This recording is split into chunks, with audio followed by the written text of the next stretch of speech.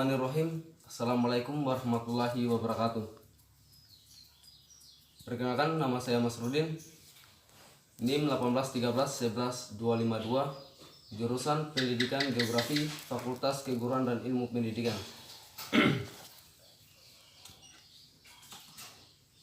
Oke, pada kesempatan kali ini kita akan membahas salah satu materi dari penginderaan jauh yang berjudul interpretasi land use.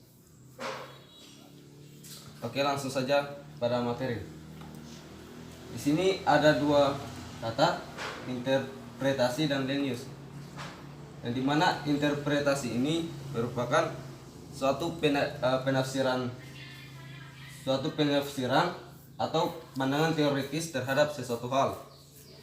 Kemudian land use itu setiap bentuk campur tangan manusia atau dalam hal ini intervensi manusia terhadap lahan dalam rangka memenuhi kebutuhan hidupnya, baik secara material maupun spiritual. Ini menurut Fink pada tahun 1975. Kemudian land use ini dia membaginya dalam dua, yaitu penggunaan lahan pertanian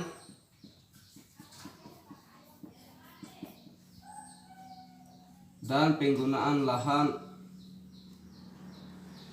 non pertanian. Ya, interpretasi dalam penginderaan jauh pada kali ini kita mengarah pada interpretasi land use atau penggunaan lahan.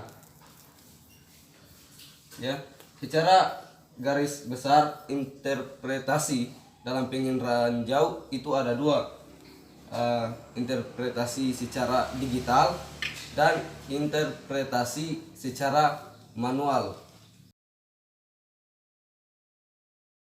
Pada pembahasan kali ini saya hanya mengambil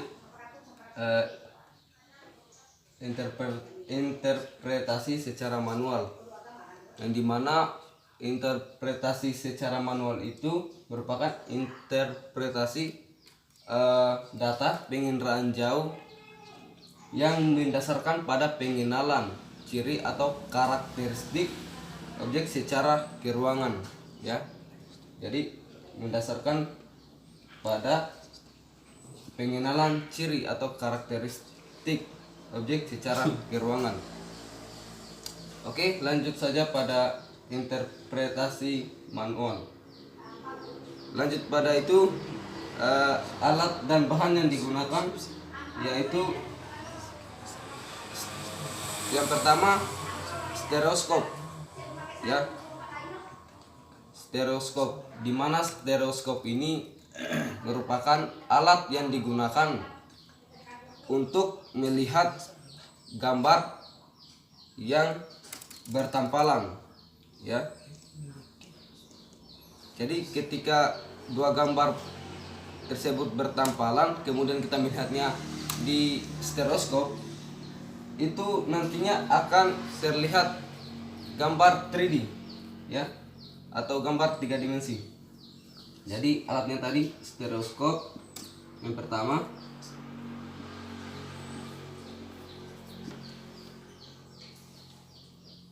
Kemudian ada OHP marker.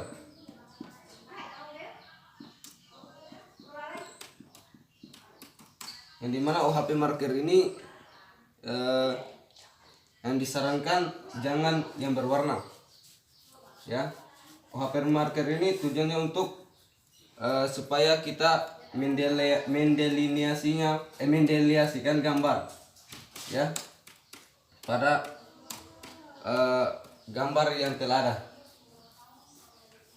Kemudian selain itu ada kapas dan spertus, ya, yang dimana kapas dan spertus ini untuk menghapus jika ada kesalahan-kesalahan dalam mendeliniasi, ya. Untuk stereoskop ini, ya, memang digunakan untuk melihat gambar yang direnggangkan, ya, yang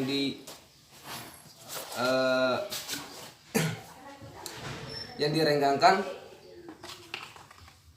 kemudian nantinya akan muncul gambar 3D, ya. Jadi hasil foto udara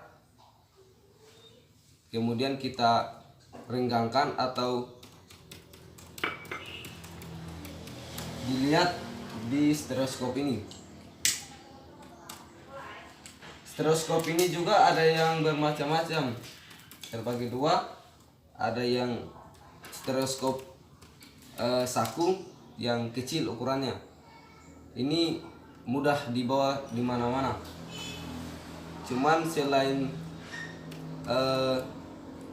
kemudahannya juga pasti ada juga kekurangannya,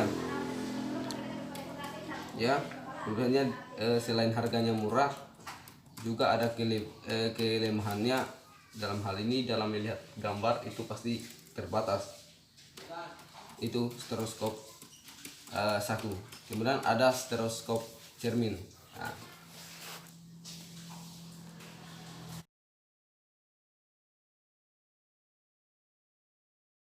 kita menggunakan foto udara, tetapi bisa juga kita menggunakan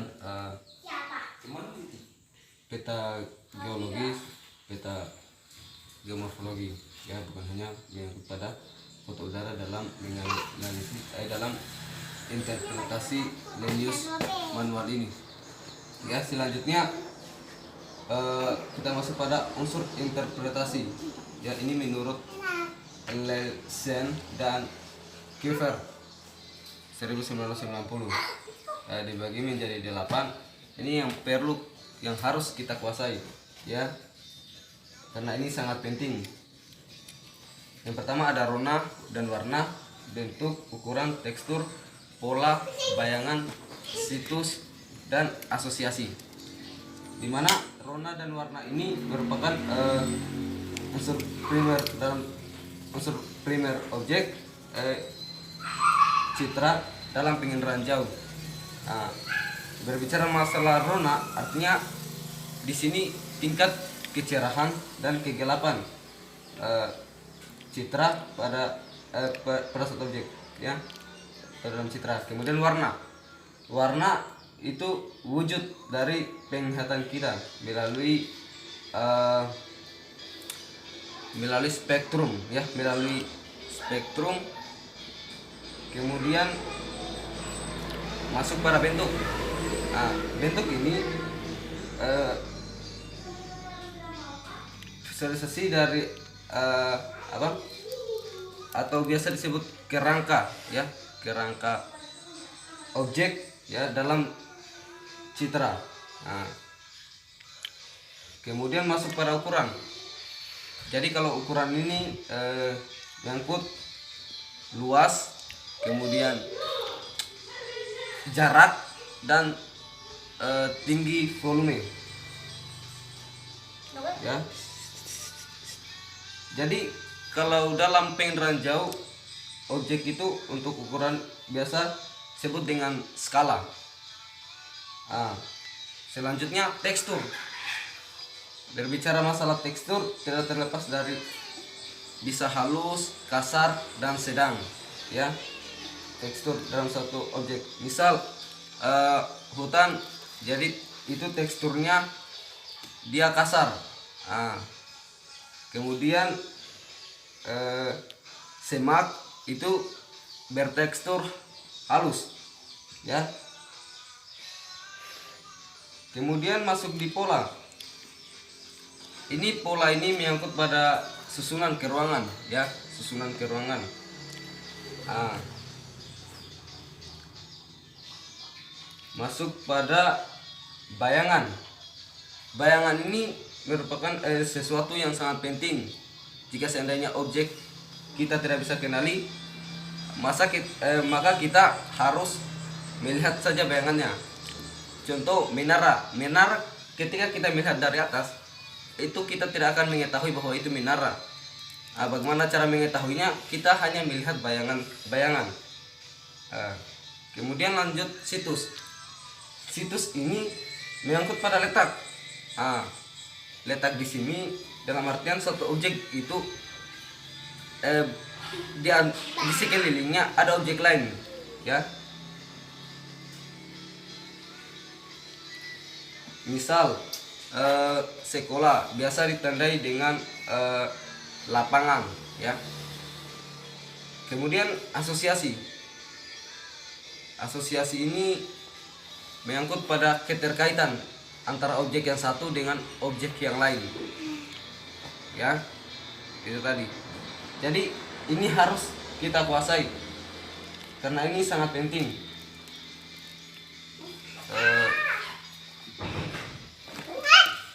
Mungkin itu saja materi yang dapat saya sampaikan pada kesempatan kali ini. Bahwasanya unsur interpretasi menurut Leysen dan Kiefer ini ada 8: rona dan warna. Dan ini memang rona dan warna ini merupakan unsur primer, sementara ini yang 3 itu masuk dalam unsur sekunder. Kemudian pola dan sebagainya ini itu masuk dalam unsur tersier. Jadi dia posisinya turun ke bawah, gitu. Semakin ke bawah itu tingkat kerumitannya semakin tinggi, ya. Demikianlah apa yang saya sampaikan. Lebih dan kurangnya mohon dimaafkan. Jika ada kata-kata yang salah itu datangnya dari saya, adapun yang benarnya yaitu dari Allah Subhanahu wa taala. Saya akhiri, wallahul muwaffiq ila aqwamit thoriq. Wassalamualaikum warahmatullahi wabarakatuh.